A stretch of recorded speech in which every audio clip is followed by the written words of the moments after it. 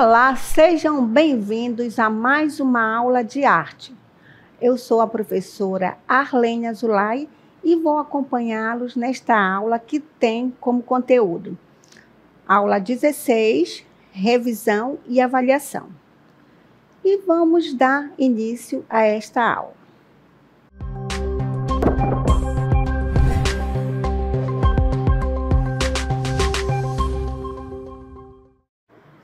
Vamos falar agora sobre arte e tecnologia. Apesar de serem áreas distintas, a arte é a manifestação dos sentimentos e da subjetividade. Já a tecnologia é a razão e a lógica. E essas duas áreas cada vez mais se entrelaçam, visto que, através da arte, os artistas podem divulgar os seus trabalhos. E, ao mesmo tempo, ele faz uma crítica ao excesso, à inteligência artificial. E agora, nós vamos falar um pouco sobre a origem da tecnologia. Vamos ver a etimologia da palavra tecnologia. Bem, novas tecnologias na arte. O termo tecnologia foi retirado da palavra grega técnico, que está relacionada à técnica, arte, ofício, acrescida do sufixo logia, que é o estudo. Então, tecnologia deveria significar o estudo de práticas e métodos que formam técnicas e ofícios.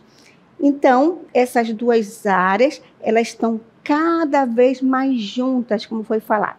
Através da tecnologia, os artistas, eles estão cada vez mais criando. E hoje, as telas das obras de arte, elas são o próprio computador, o smartphone, em que a arte ela não é mais material, mas sim ela é virtual, através dessa tecnologia. Vamos agora mostrar para vocês a arte na contemporaneidade. Por exemplo, a inovação não se dá apenas pela criação de técnicas inusitadas, mas principalmente pela maneira como o artista se apropria delas e as utiliza para traduzir sua ideia e transformá-la em uma obra de arte. Então, para fazer arte, é preciso estar atento aos vários modos de produzir, de pensar e de se expressar. Afinal, desde o pincel até os programas mais modernos de arte digital, tudo é técnica, tudo é tecnologia. Ou seja, desde os primórdios, ou seja, os homens primitivos, eles já utilizavam a tecnologia quando produziam suas próprias tintas, produziam suas pinturas rupestres. Lá na Idade Média, por exemplo, houve a origem da tela, né, das tintas. Então, os artistas eles sempre estavam inovando. E tudo isso também é técnica. E nas artes cênicas e no teatro, já havia tecnologia. Nós vamos mostrar um vídeo para você do Teatro Negro de Sombras, que já usava a tecnologia. Vamos observar?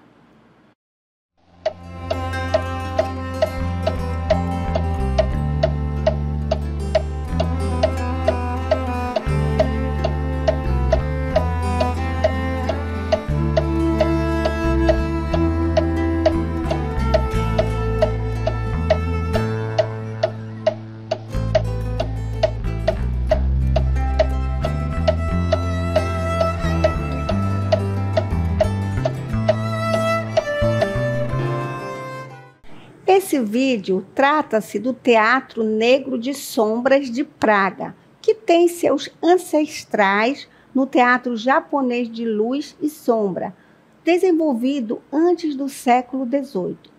A técnica se popularizou na República Tcheca nos anos 1960 e até hoje continua sendo uma forte tradição do local.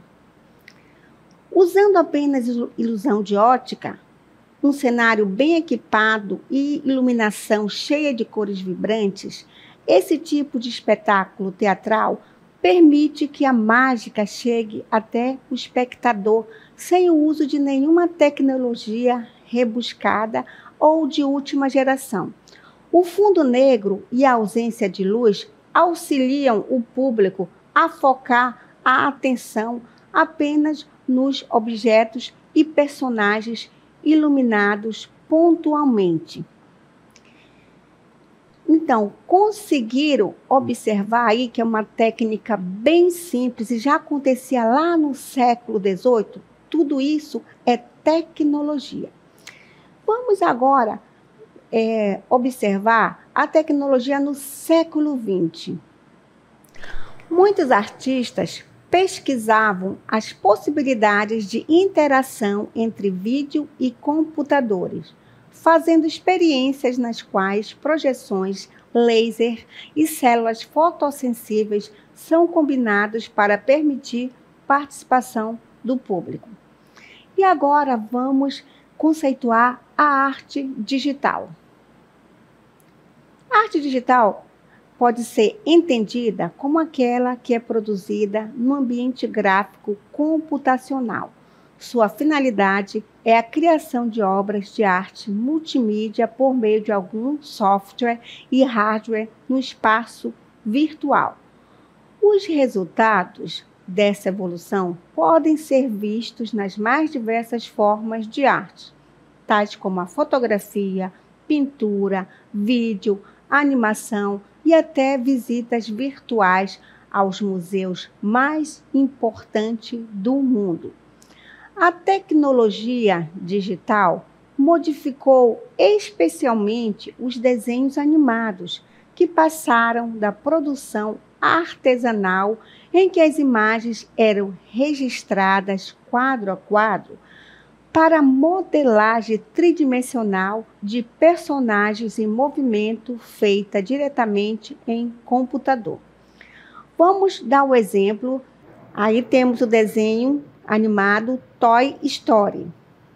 A primeira produtora de animação a investir na geração de formas 3D por computador foi a Pixar, que em 1995 lançou Toy Story, o primeiro longa-metragem produzido digitalmente.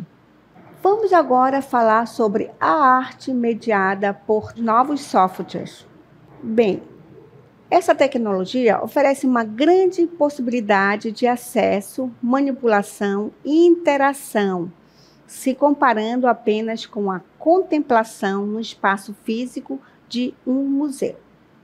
A arte é uma ferramenta vital na construção e desconstrução das interações sociais, sendo um reflexo constante da sociedade e, ao mesmo tempo, uma força transformadora. Através da arte, as interações sociais se configuram. Grupos marginalizados se afirmam com novas formas de pensar e viver em sociedade. A arte sempre foi uma poderosa forma de expressão e comunicação, refletindo e muitas vezes influenciando as dinâmicas sociais, culturais e políticas de uma sociedade. Além disso, esses elementos artísticos têm o poder de reforçar ou questionar identidades nacionais, construir narrativas coletivas de, muitas vezes, desafiar normas estabelecidas. Ao longo dos séculos, mulheres artistas desempenharam papéis significativos, muitas vezes invisibilizados por normas sociais e culturais que restringiam suas oportunidades de estudo, criação e exibição.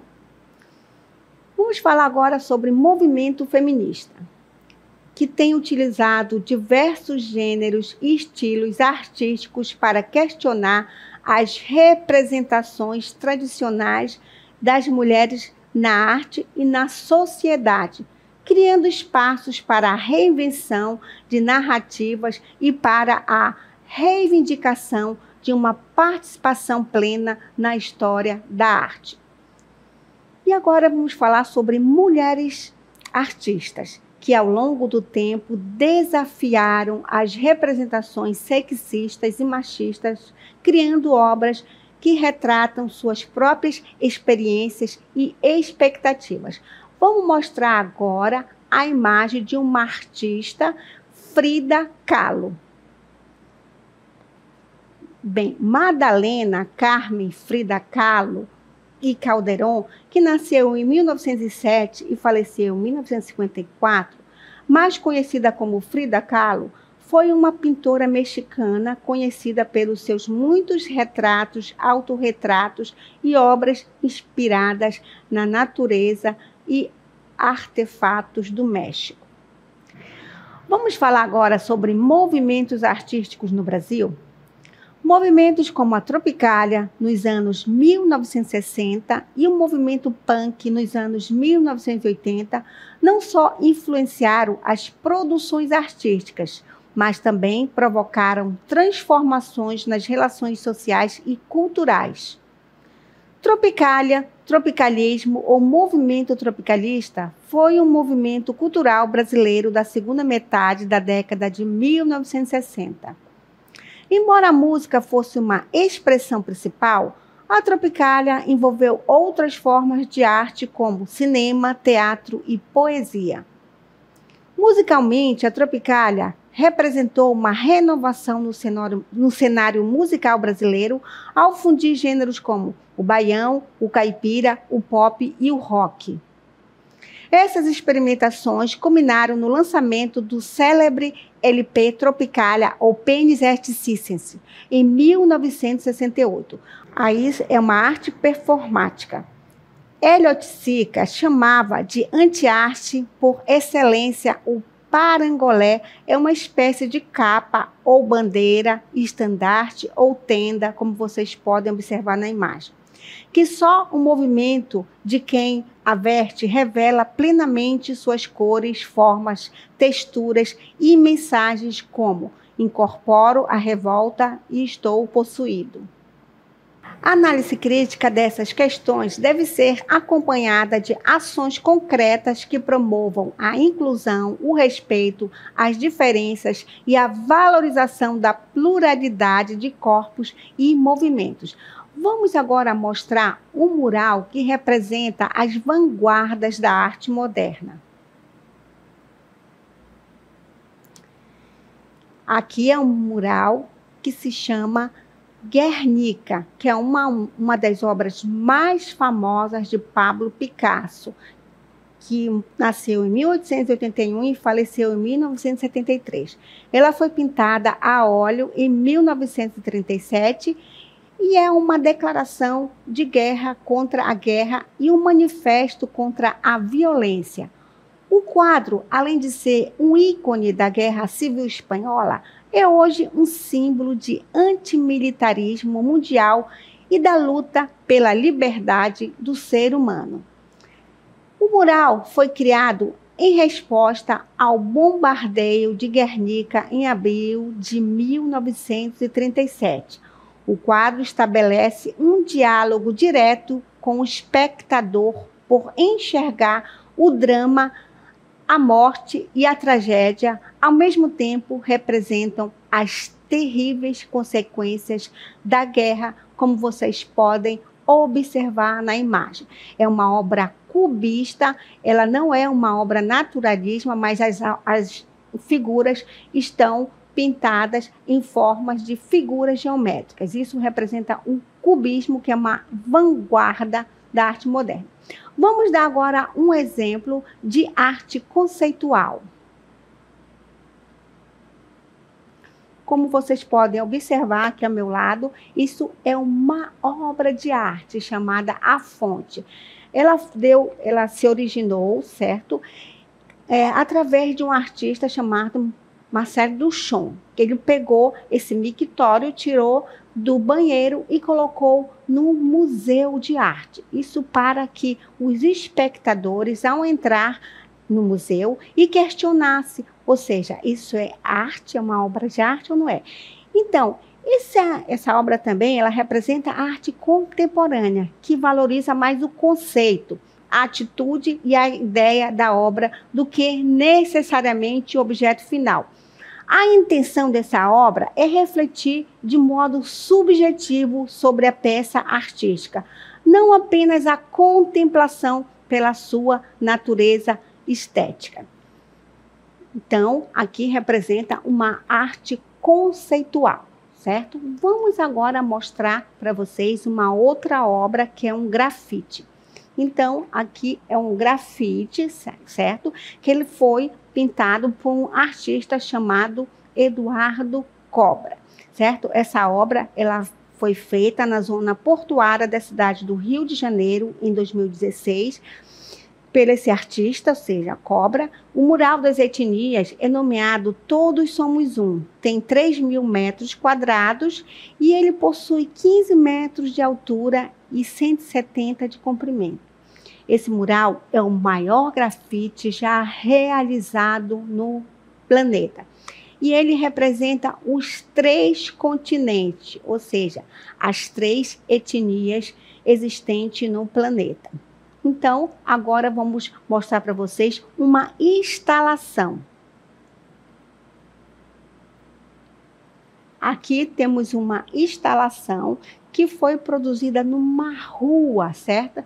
Essas obras, elas muitas vezes retratam uma visão distópica, ou seja, fora da realidade, de paredes rachadas, descascadas, em ruínas ou apodrecidas de metrôs urbanos ou janelas fechadas com tábuas, muitas vezes complementadas com flores desabrochando e morrendo. Então, como vocês podem ver aqui, certo? Agora vamos voltar ao Brasil. O Brasil desponta como nação em que a diversidade cultural alimenta a arte e a cultura, o que se revela na música, nas artes visuais, na cultura popular, no design, na moda, no grafite, entre outras áreas. Os brasileiros são vistos como inventores de uma estética calorosa, sensual, festiva, mas também questionadora. Vamos dar um exemplo de uma artista brasileira, Lígia Clark, que nasceu em 1920 e faleceu em 1988. Ela explorou a série Os Bichos, que consiste em esculturas manipuláveis de placas metálicas articuladas com dobradiças.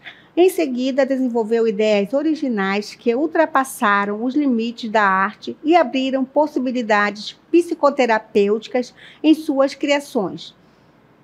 Aí está o exemplo de uma obra de Lígia Clark, O Bicho Linear, uma das construções da artista. Os Bichos foi uma série de esculturas produzidas por Lígia Clark a partir de 1960, no período em que a artista, juntamente com o grupo Frente do Rio de Janeiro, passou a integrar o movimento neoconcretista.